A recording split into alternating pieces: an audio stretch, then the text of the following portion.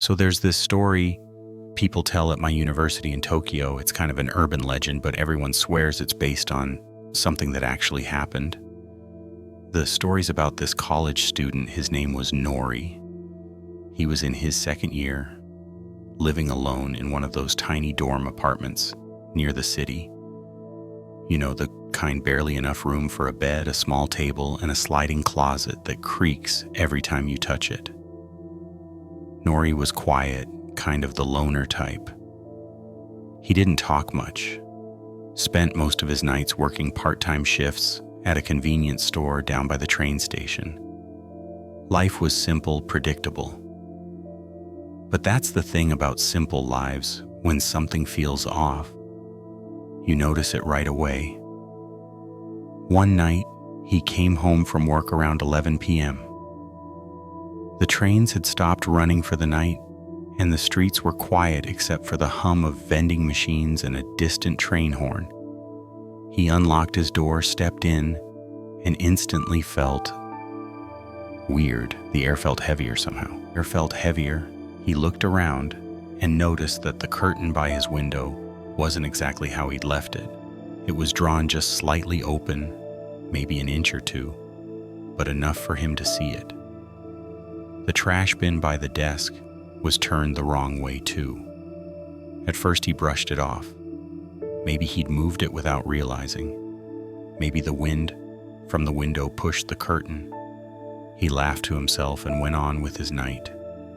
But when he turned off the lights and got into bed, he couldn't shake that feeling.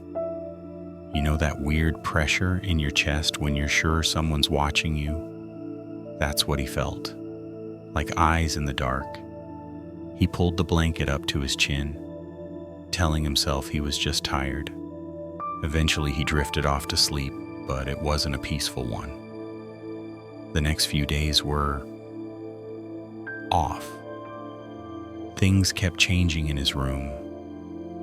A cup that he always left on the desk was empty when he came home, even though he was sure he hadn't used it. His notebook, always closed, was suddenly open to one of his old test pages. Once when he got home, he swore he smelled something weird in the air, kind of like sweat mixed with metal, like the smell of coins or a rusty pipe. When he told his friend Kenji about it, Kenji just laughed. "Dude, you're just tired. You've been working too many late shifts. You're probably imagining things." But even Kenji started to look worried when Nori said, "I always lock the door." "Then maybe it's a ghost," Kenji joked, but the way he said it didn't sound that funny. That weekend, Nori didn't want to stay alone. He crashed at Kenji's dorm. He said he couldn't sleep in his room anymore. There was just something wrong about it. The next morning over coffee, Kenji had an idea. If you really think someone's been in your room, set up a camera. Like, just hide one in the corner and record while you're out. If someone breaks in, we'll have proof. Nori hesitated, but it made sense. The next day, the two of them went back to Nori's place, set up a small camera on top of his shelf, just facing the bed, the closet, and most of the room. They taped over the red recording light so no one would notice. It was quiet after they left, just the soft ticking of the wall clock and the distant sound of trains. That day was long. Nori worked another late shift. Around 10:30, he texted Kenji saying he was on his way back. He was nervous, but also weirdly excited. Finally, he'd know if something was actually happening, or if he was just losing it. When he opened his door that night, that same heavy feeling hit him again. The curtains were open again. The trash bin moved. His whole body froze for a second, but he forced himself to breathe, walked straight to the camera, and turned it off. He sat at his desk, plugged the memory card into his laptop, and started watching. At first, nothing. Just the still image of his empty room. The sunlight shifted through the window. Shadows lengthened. Hours passed, nothing moved. He was just about to stop the video when the sun started setting in the footage, and then the door opened. Someone stepped inside. It was a woman. She wasn't young, maybe in her late 40s, early 50s. Her hair was long and messy, covering most of her face. She was wearing this oversized gray coat, and in her hand, she was holding a knife. Nori's heart dropped. He couldn't breathe. On the screen, the woman just stood there for a few seconds like she was listening. Then she started walking around the room. She opened drawers, touched his things. At one point, she picked up one of his shirts and brought it up to her face. She was smelling it. Nori grabbed his phone and called Kenji immediately. Kenji? Oh my God, there's someone in my room. What, are you serious? Right now? No, I'm watching the recording. She's on it.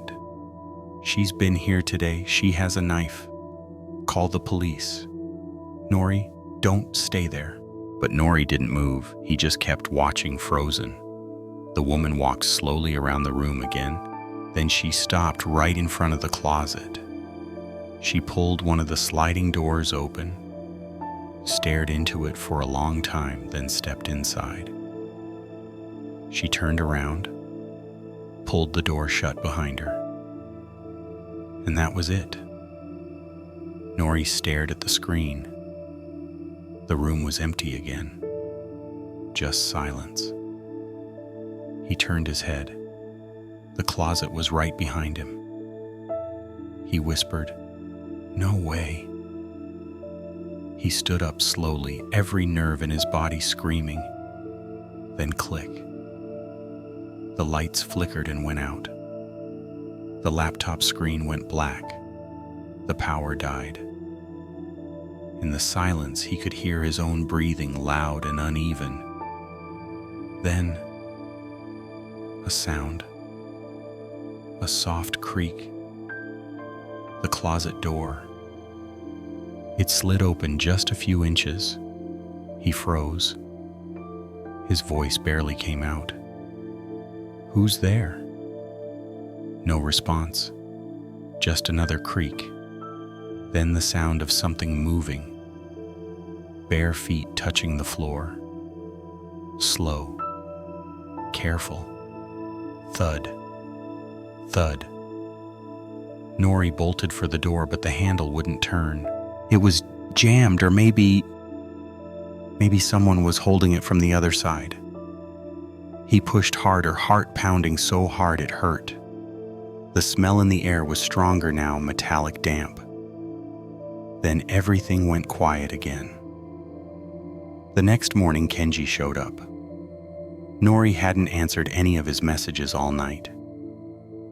When he reached the dorm, the door was slightly open. He called Nori's name, but there was no answer. The laptop was still on the desk. The camera on the floor, battery dead. The video file ended right after the part where Nori was watching the footage. Nothing after that. Kenji called the police. They searched the whole building. No sign of forced entry, no blood, nothing. It was like Nori had just vanished. A month later, the dorm room was rented out again. The new tenant, another student, started complaining about weird noises at night. Sometimes they said they heard footsteps inside the closet. Sometimes it sounded like whispering. Once they swore they saw a hand reach out from the shadows when they opened the door. That story spread fast around campus.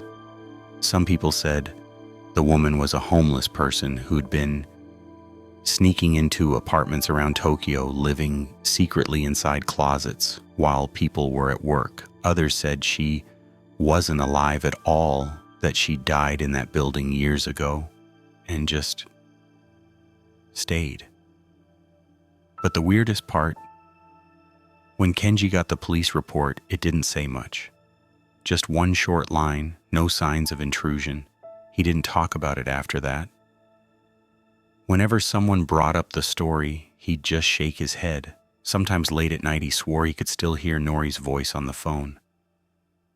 That shaky breathing, that whisper, "She's in the room." Now here's the thing. The video Nori recorded, it was never officially released. But a few years later, a short clip surfaced online. It only lasted about 10 seconds. Just static, a dark room, and a faint reflection of a woman's face in the corner of the screen. No one could confirm if it was real, but it matched Nori's dorm layout perfectly. And since then, other people living in that same building have reported strange things. Missing food, moved curtains, smells of old metal, even the sound of a door sliding open in the middle of the night. They say the woman still lives there. That she hides during the day and comes out only after midnight, wandering through the halls, looking for another student to watch. Maybe that's just what people tell themselves. Maybe Nori just left and didn't want to be found.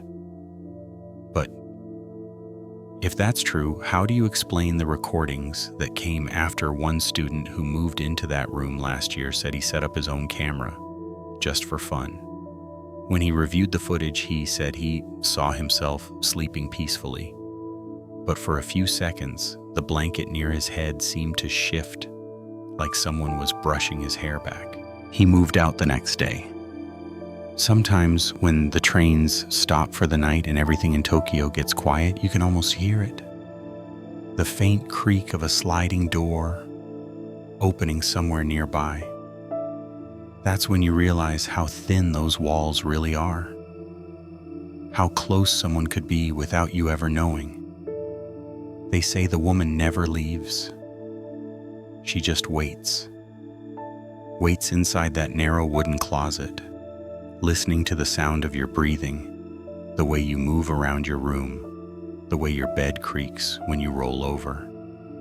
She knows when you're alone. She knows when you turn the lights off. And when she's sure you're not looking, she slides the door open just a little, just enough to see you. You know, a lot of people joke about urban legends like this. They say it's just a story, something made up to scare freshmen. But when you think about it, stories like this don't come from nowhere. Someone experienced something, someone disappeared. Maybe it wasn't Nori, maybe it happened before him. Or maybe it's still happening. Because the strangest thing is the building's security cameras never caught anyone entering that room after Nori vanished. No one. But every night around the same time, just past 2 a.m., the hallway camera would flicker for a few seconds. When the image came back, the door to Nori's old room would be slightly open. The building staff would close it in the morning, and the next night it would open again.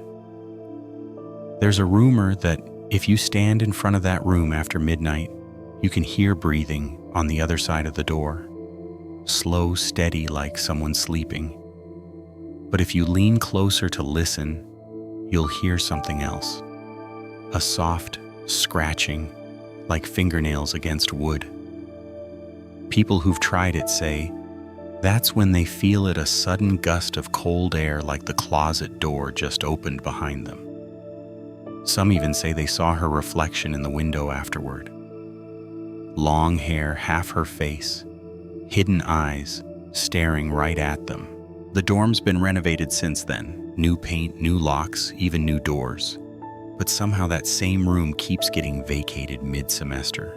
Every student who moves in leaves after a few weeks saying they can't sleep. That they feel watched. That they hear whispers coming from the closet when they try to study. And maybe, just maybe, that's how the story keeps going. One person moves out, another moves in, and the legend continues until someone finally catches what's really hiding inside. So if you're listening to this while you're alone tonight, maybe take a quick look around your room. Check your windows, check your curtains, and before you go to sleep, maybe check your closet too. Because sometimes it's not what's outside that's dangerous. It's what's already inside waiting for you to notice. And when you finally do, it's already too late.